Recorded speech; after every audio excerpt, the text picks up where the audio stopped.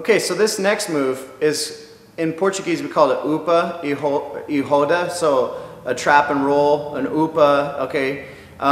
It's just a normal basic bridge, okay, trap the arm and bridge. But a lot of people do it wrong, so I'm going to show you the correct way to do it, the way that I was taught. And then from here we can go on and start to develop more specific and more advanced mount escapes.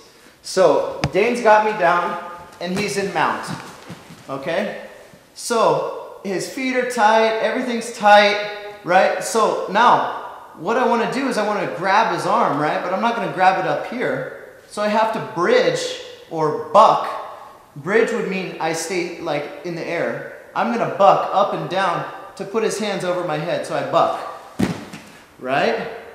Now I'm going to grab, see how I split his arm here? I'm going to grab his wrist and his bicep, okay? Not the other way around, okay? Very specific here, wrist and bicep. And then I close my elbows, okay? No matter how strong or weak you are, you can close your elbows, okay? Then I'm gonna trap his foot right here. Now it doesn't need to be, you don't need to like put it right next to his foot, just trap it, okay? So you can't pull it out. Now, I'm gonna bridge, but I don't just bridge up, I'm gonna bridge over my ear. But watch, I have to make a hole. So I look where I'm going and I put my head back. Now there's a big hole here. Now I can just bridge off of my toes. Here, bridge, bridge, bridge, and come over.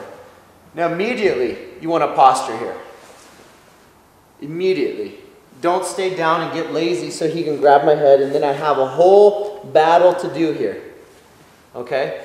That's why this grip was important, because it was my elbow assisting pushing him over. Okay? So one more time. Do it from this way. So I'm gonna buck and I trap. Trap the leg, so now I have his base on both sides.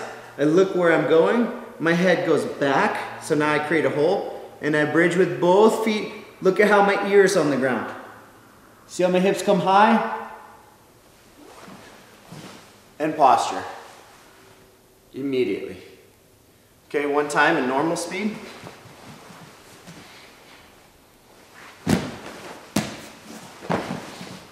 Like so. Now, we'll do a little variation here. So, if he's gonna start and try to put a hand in the collar, right? Like he's starting for a choke. I wanna make sure that I keep him down. Okay, he's gonna offset his base already. And he's pinching, right? So I need to make some room here. So I just make some room like this, and I'm gonna grab this grip, not like this. So my arm is gonna be straight and locked, like so. And I almost push up, so I keep him as high as possible. Okay, then I'm gonna trap the foot, I'm gonna look where I'm going, and I bridge. Like so.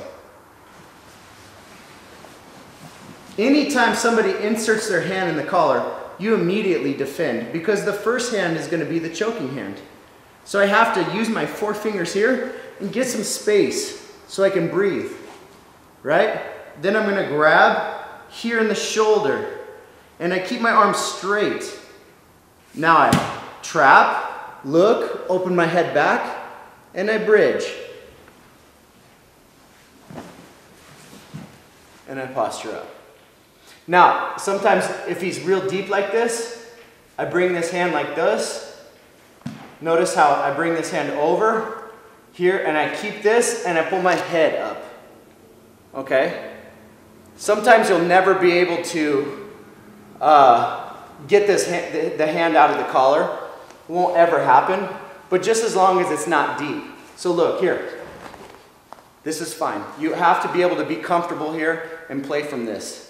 It's not a perfect world, and you can't always get the guy's grip free. But just as long as I can get the power in my head and I'm working my posture, that's all I can hope for. I'm Mitch Coates, and that's another one of my Refined Basics.